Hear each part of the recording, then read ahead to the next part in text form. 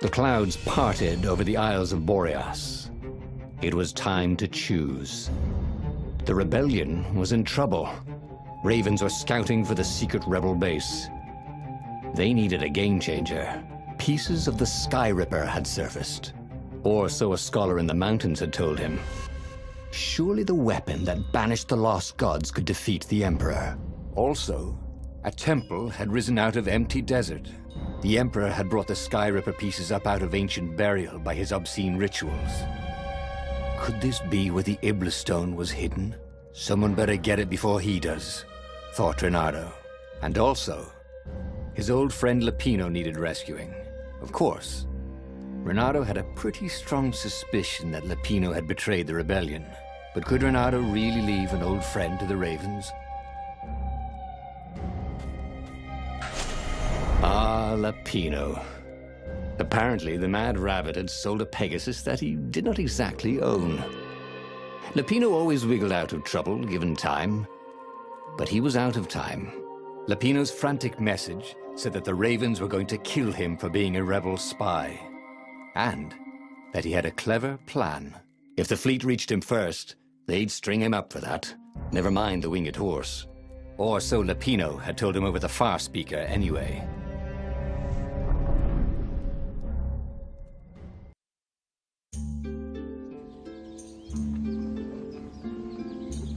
Lapino had apparently managed to confuse the judge by arguing that he hadn't actually stolen a winged horse. He'd only sold it. But wait, where was the prison? The village was empty. Had everybody fled the Ravens?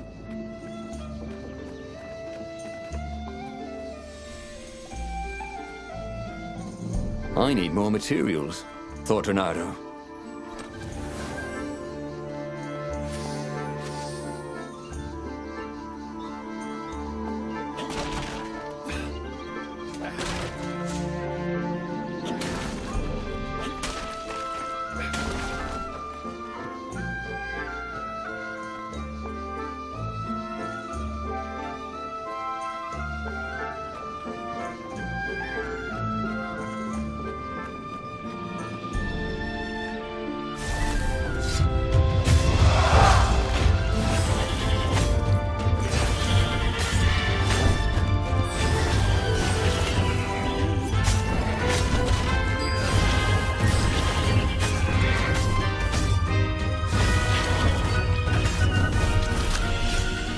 People were frightened these days. Just 2 weeks past, Renato had sneaked through an empty town and listened to the Ravens call about the Emperor's new taste in ritual sacrifice.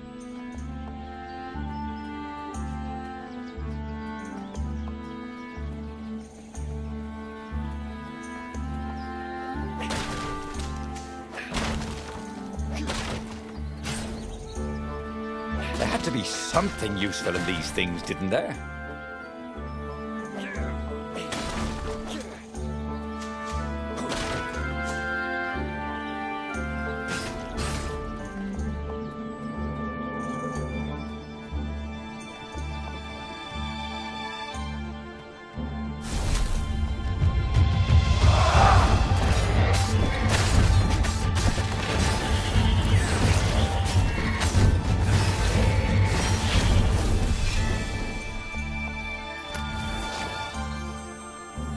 Oh, sweet! A gem. All he needed now was a workbench, and he could slot it into his gauntlet.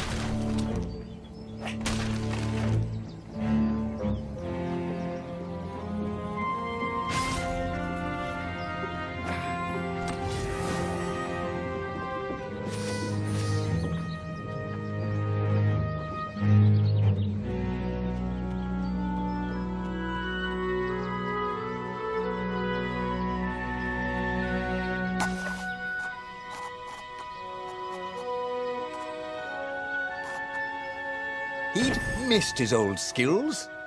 He welcomed them back like he was at a reunion.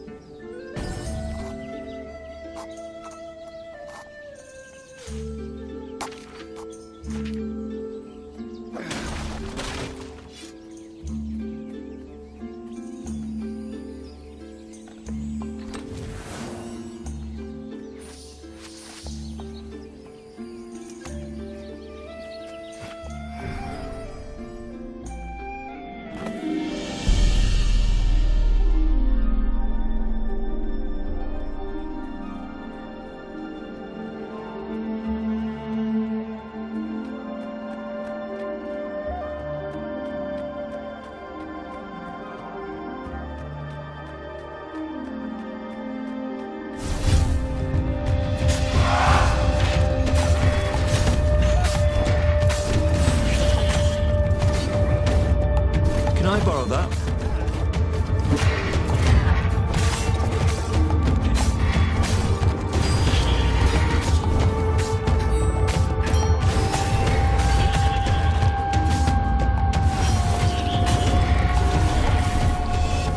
Ravens were landing everywhere. The advance guard. He'd better get moving. If they got to Lupino first, they'd eat him for breakfast. Or a snack. Ravens weren't picky. If they got hungry, they sometimes forgot to interrogate their prisoners. Even top spies like Lupino. Well, unless he really was a traitor, obviously.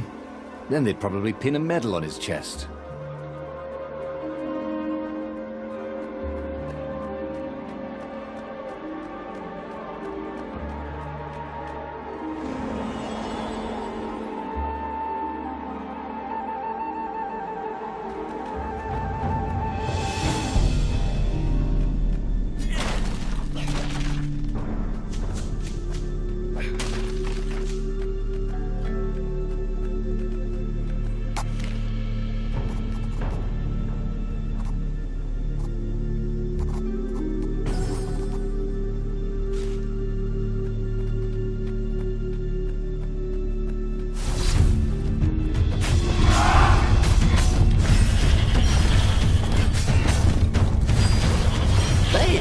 Welcome to Earth, Renato told the corpses. It was something he'd seen in a play once.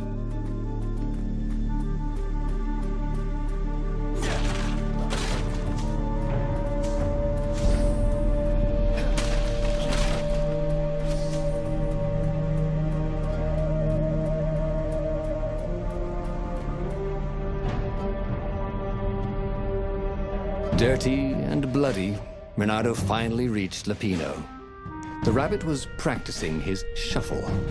Renato recognized the cards. It was Lupino's favorite deck. Oh, I thought you were in danger. I am. The Ravens are coming. Oh, the prison thing. Right, yeah, we see this guard owed me 53 ducats, so we made a deal. They're very reasonable people, actually, for weasels. Now, I got a brilliant plan to kidnap Zenobia. We capture Zenobia, we find out what she knows. And that's the whole war right there.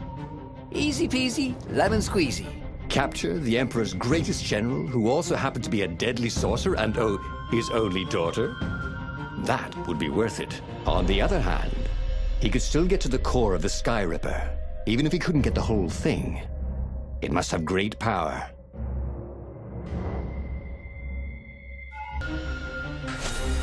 Zenobia wasn't just the Emperor's daughter, of course. She'd been Renato's best friend in Sword Fu school. And you're still mad for her, the rabbit reminded him. They'd been close. She'd told him things no one else knew, but she'd never told him who she really was. She knows all the Emperor's plans, chuckled the Master Spy. She won't give them up easily, She'll tell the interrogators, all right. said Lapino. Taking her would change the game, all right.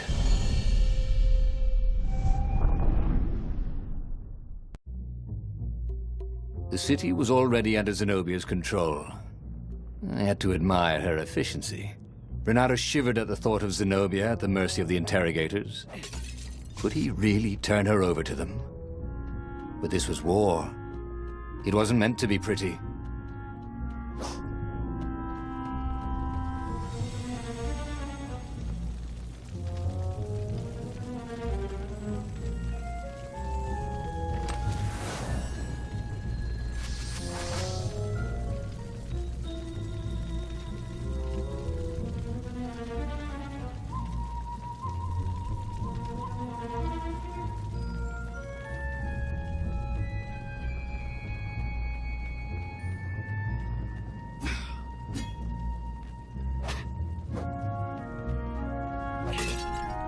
It was definitely easier to fight inanimate objects.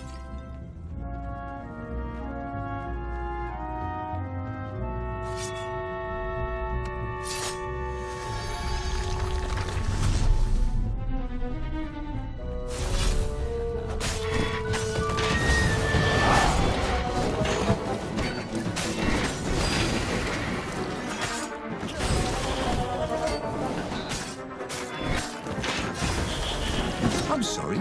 Was that your shield?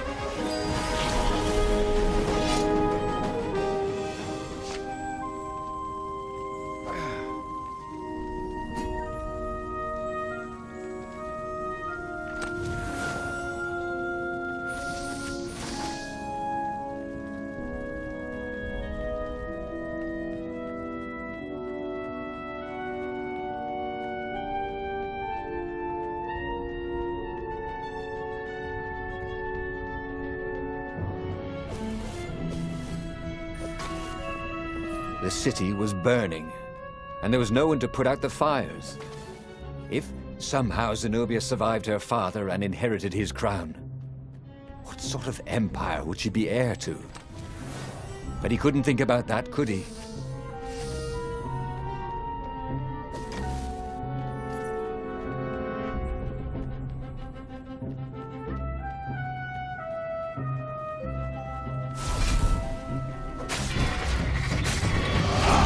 Trying to teach you how to fly.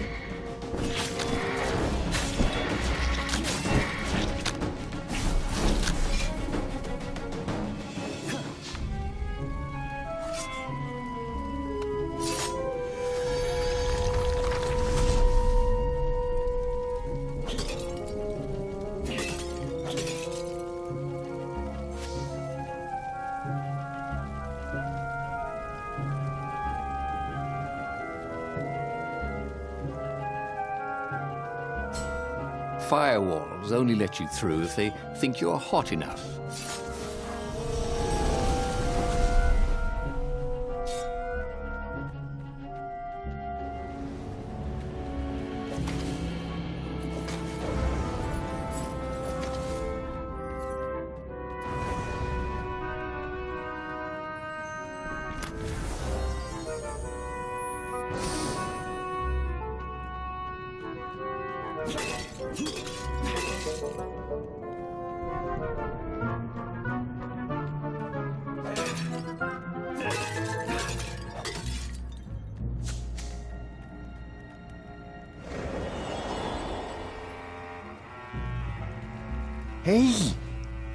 Hey, a workbench.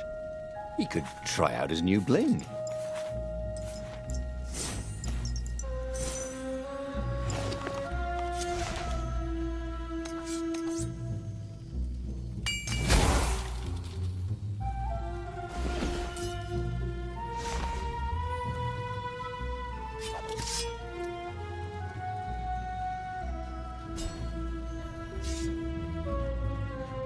Sharp? Check. Pointy? Check. Flexible? Check. What else do you need in a sword?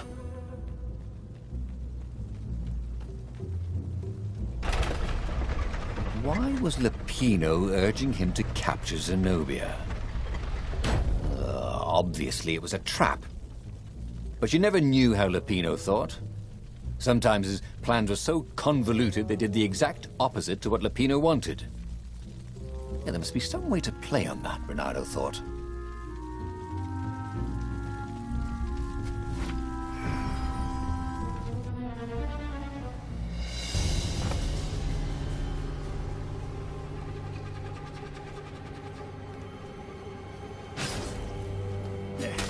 "Say goodnight, Gracie," said Renato, wondering who Gracie was.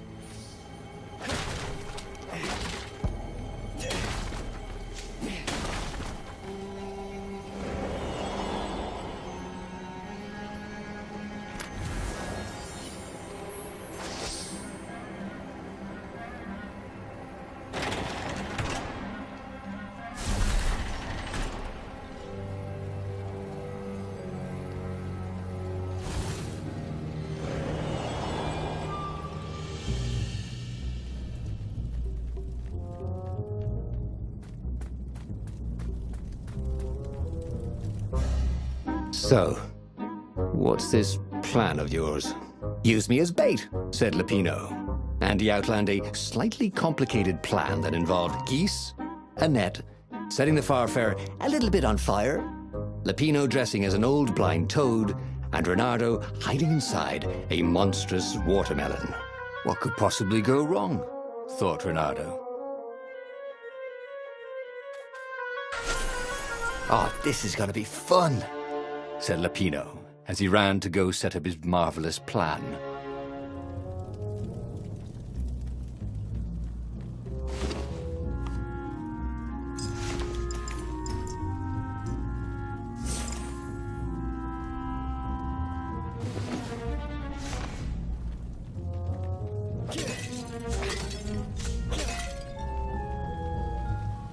Don't get ahead of yourself, lad.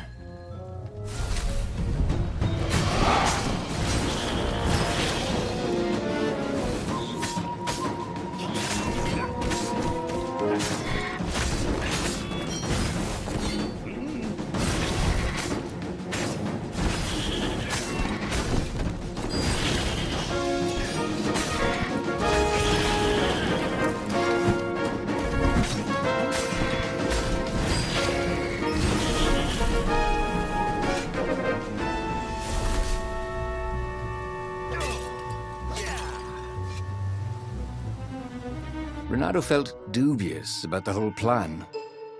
With every step, he was waiting for it all to go horribly wrong. But against all odds, Lupino's idiotic plan worked. Zenobia's ravens ran off after the geese, the net dropped, and Renato jumped out of the watermelon and put his sword to Zenobia's throat. Renato, she said. Are those new scars? They look good on you. You never returned my velvet jacket. It was my favorite. You look stupid in velvet. Oh, what does an imperial princess know about style? Oh, get a room, you two, said Lupino. But the fleet was coming on fast, so they put Zenobia on the Farfarer and took her east over the Nexus. She'd vanished from Swordfu School, from his life, without even saying goodbye, without ever telling him she was the Emperor's adopted daughter. Ah, Lupino was right, Renato thought reluctantly. She knows things. She recognized his look. You're taking me to the interrogators, aren't you? She said, wide-eyed. And then she jumped, with horror. Renato saw Zenobia plummeting. Then he saw the Nexus below them. Cats always land on their feet. Ah, she'll head for the Imperial outpost, yelled Lupino. You have to catch her.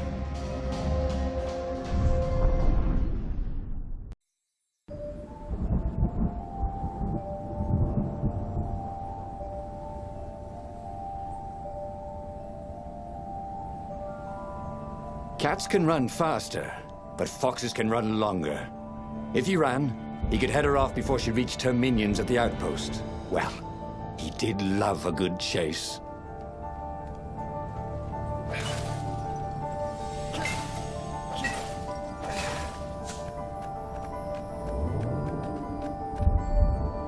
Renato wondered if it wasn't cheaper to build bridges and stairs.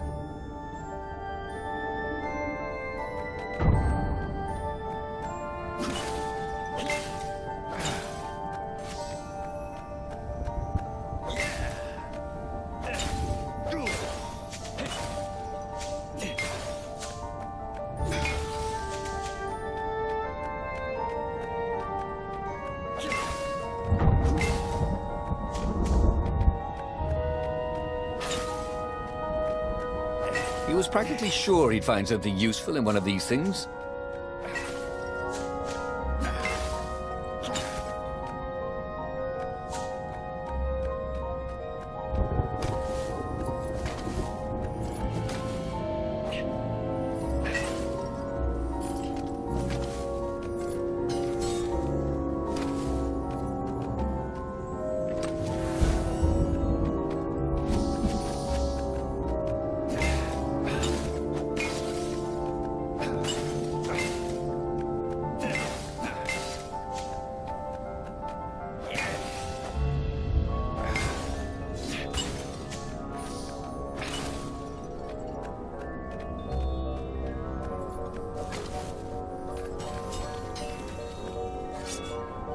That is a very cool sword, thought Renara.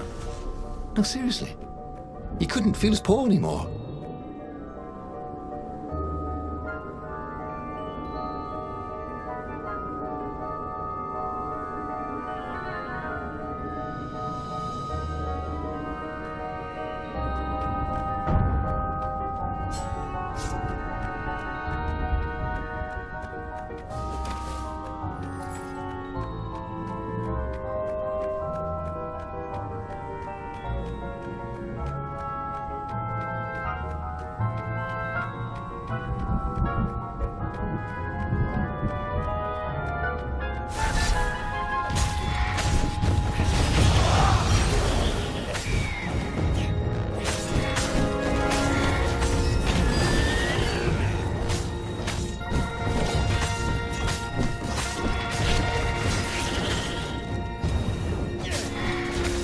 That was done beautifully.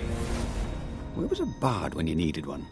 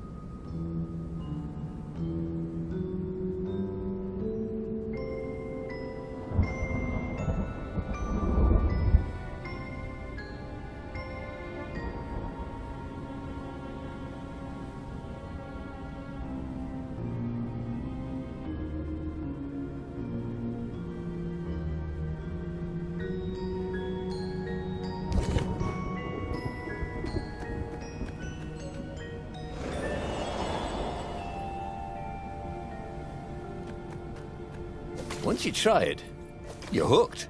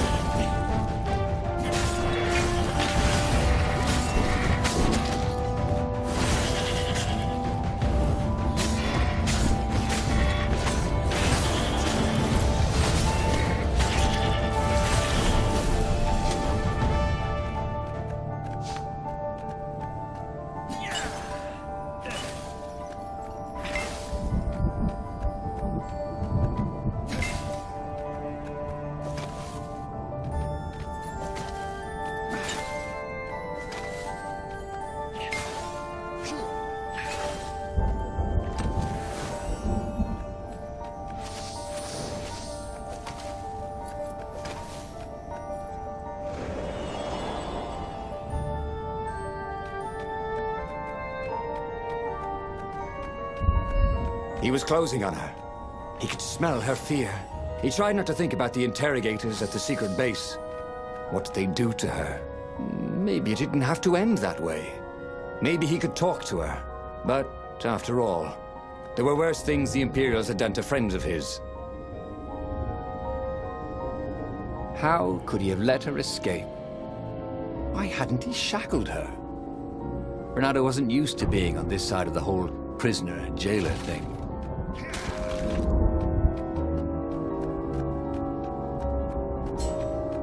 It would be fun to try out that one. And here was a handy workbench.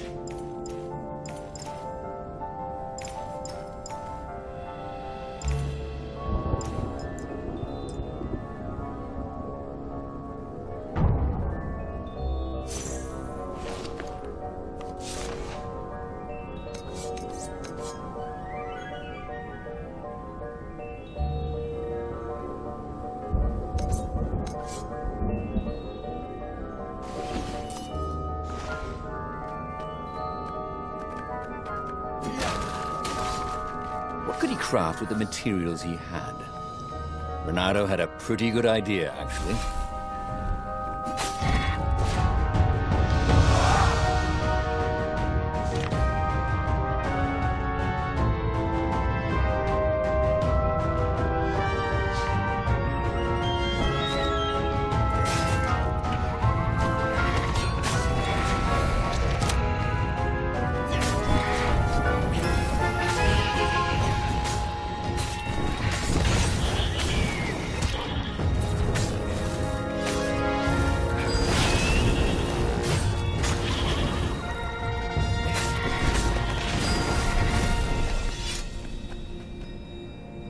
Renato reached the outpost.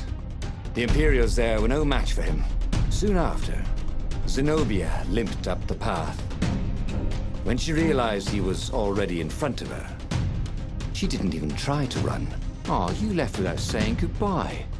Again, he said, "Please, I'm enjoying this a little too much." She said, shaken, "Oh, spare us the chit-chat, would you?" said Lapino as he shackled her hands so she couldn't throw spells. She knows all his plans. All the way back to the Farfarer, Lapino nagged Renato about how the interrogators would pry all the intel out of Zenobia. How that would turn the tides in the imminent battle. All they had to do was take her to the rebel secret base. Renato didn't like to think about what the interrogators would do to her. Couldn't he just talk to her?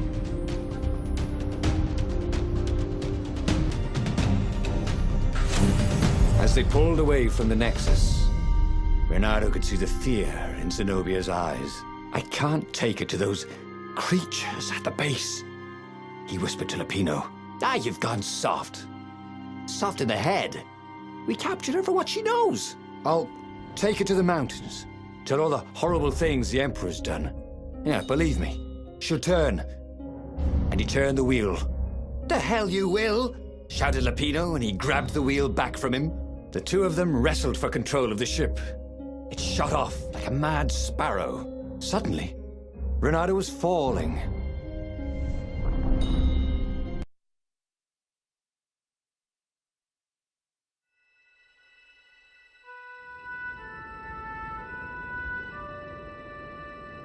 When he came to, Zenobia was standing over him. "Why didn't you take me to the base to be interrogated?" she demanded. "Do you know what's left of people they interrogate? This is some trick, isn't it? To make me fall for you again. Well, I won't." "Oh, go on then. Scurry back to your ravens. I can't stop you." But strangely, she didn't. As Renato set off to find the Farfarer, she followed him, keeping just out of sight of the ravens. A crafting bench. Renato wondered what he could make with it.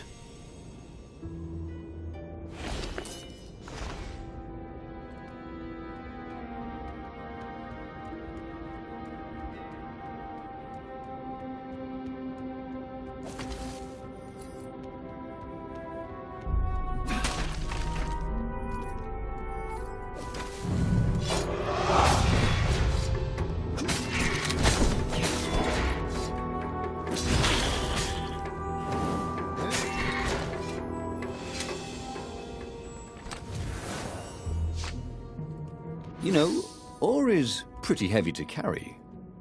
You know what's not? A new sword.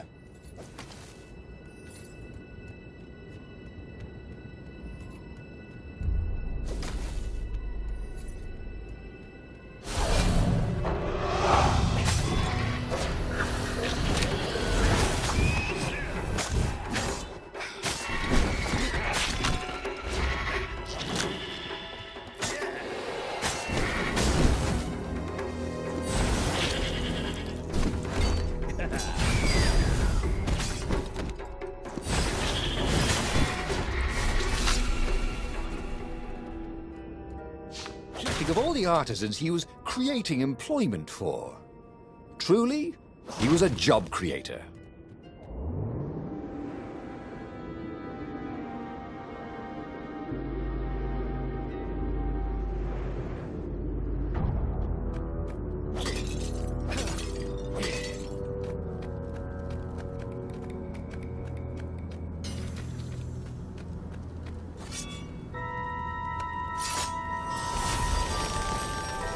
Ooh, what's there?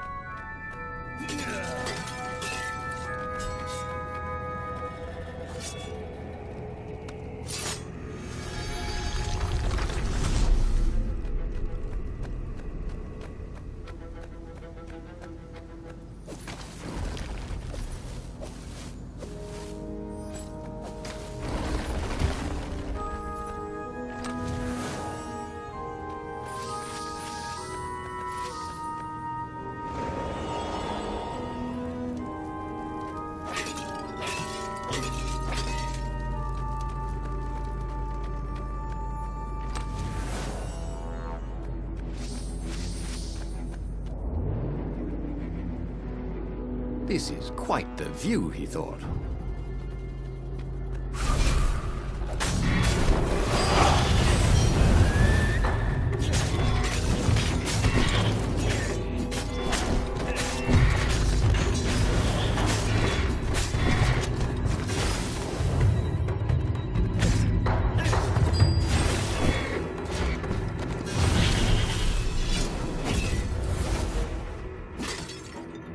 As Renato stopped to sniff the wind, Zenobia came up, still mad. Did you really think you'd just talk me into betraying my father? Oh yeah, sure, that was exactly my plan. Then why aren't you even talking to me? Because I've never talked you into anything in my life. They're gonna court-martial you for letting me go. He caught a whiff of the Farfarer. Wet rope, tar, and a cask of Scobel ale he'd spilt last year. It was that way.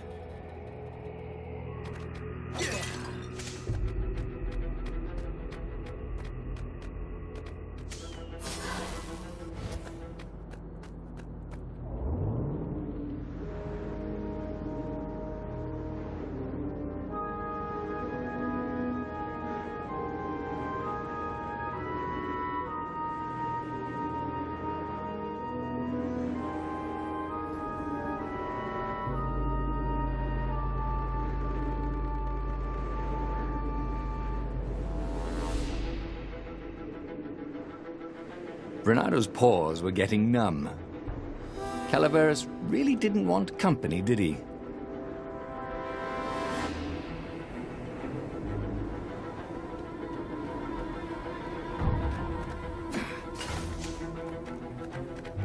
Bernardo wondered if he should have taken Zenobia to the rebel base for real.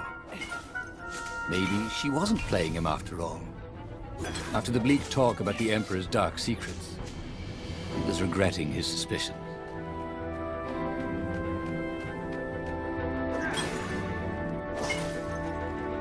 What were these poles exactly? Parking meters from the time of the lost gods?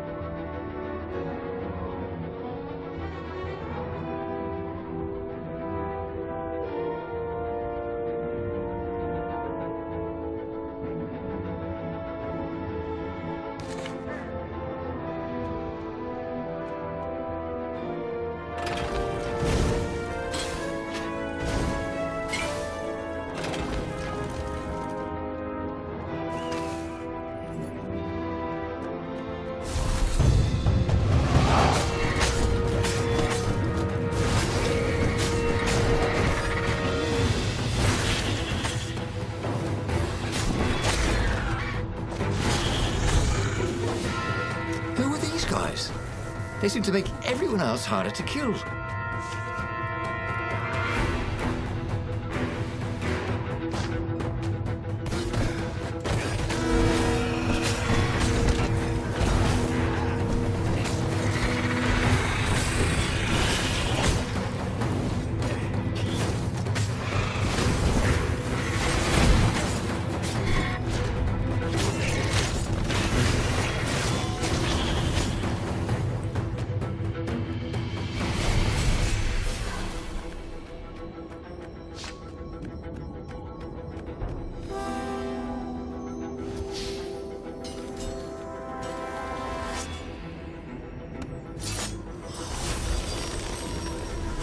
Ah, the road less traveled, thought Renato. How intriguing.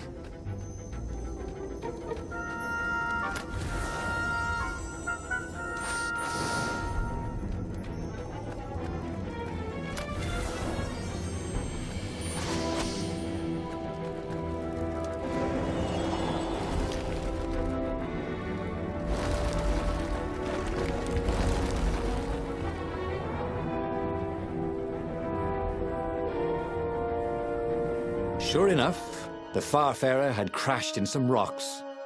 There was no sign of Lupino. Zenobia caught up. All that kid stuff in Swordfu School. Look, that's the past. We're adults now. We have duties to other people.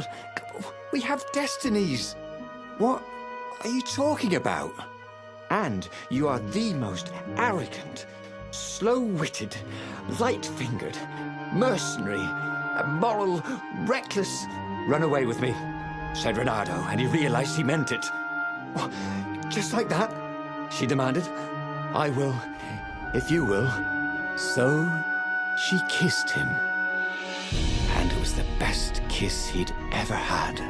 They held hands as they boarded the Farfarer. Renato felt light-hearted, like the winds that were playing the rigging like a balalaika. But Lupino, I need to get back to Lupino, he said, suddenly realizing he could have been captured. A prisoner. He's not. How'd you know? He saw something in her eyes he didn't understand. He fell, didn't he? Into the abyss. She looked away, wouldn't answer. But then a bolt smashed through the Farfarer's keel. The broken ship plummeted out of the clouds.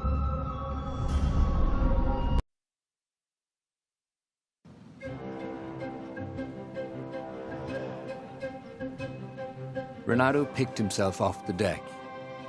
They were alive. We have to get to my private ship, she said. Do you trust me?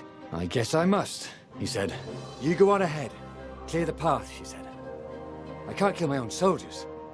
He wanted to say that he didn't trust her, that he had no idea what he was getting into.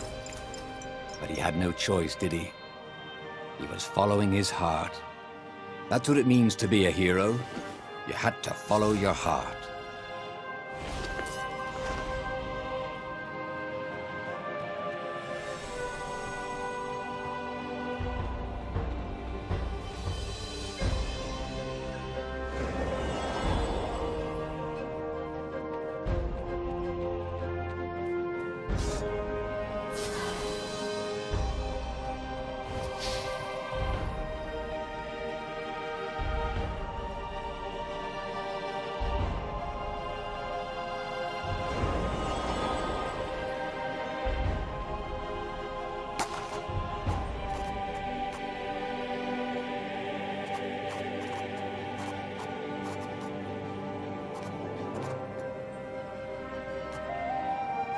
Swell.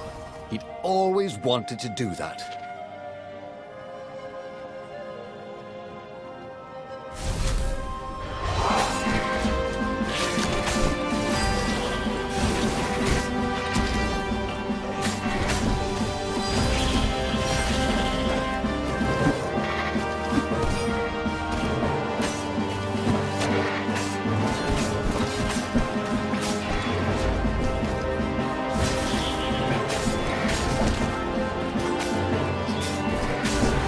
No one could beat Renato at hot potato.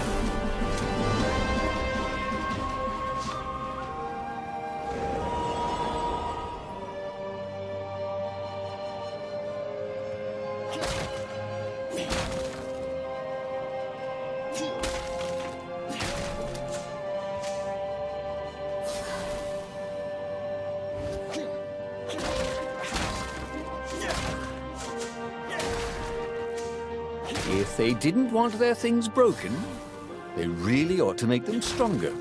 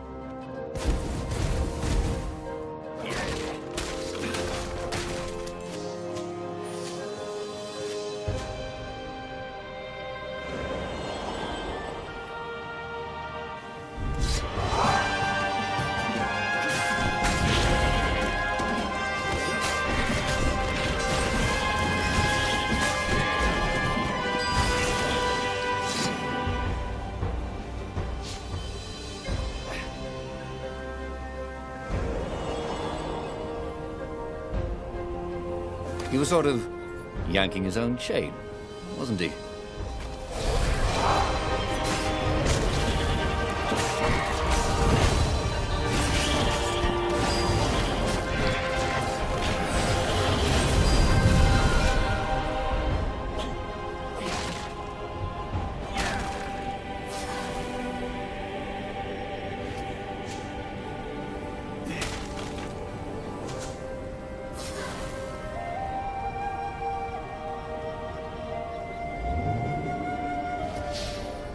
No skateboarding, the sign said.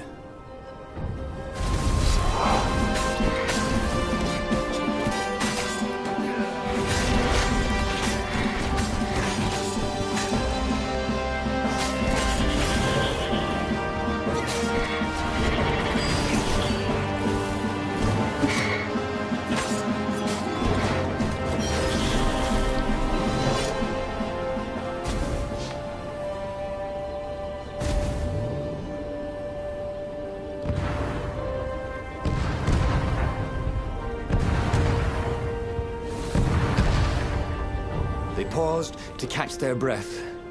It was strange to be so close to her. "What are you thinking?" he asked. "I'm trying very hard not to think." "Me too," he said. Up ahead, he could see the thin silver of Zenobia's personal ship. It looked fast. They would leave all this behind.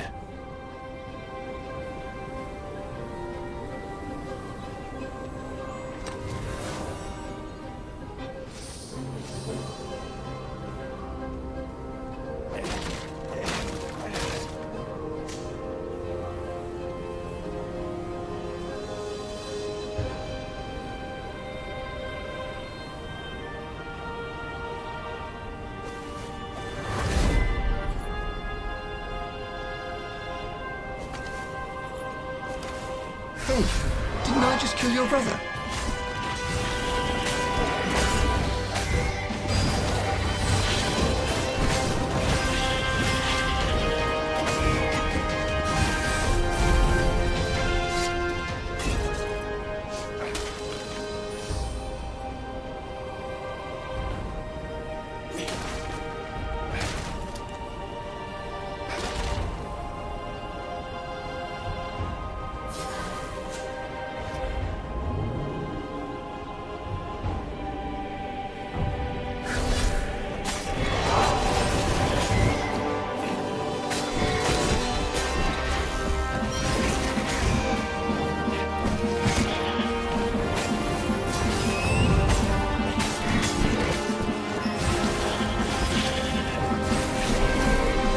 Bernardo felt new powers ready to blossom within him, or something.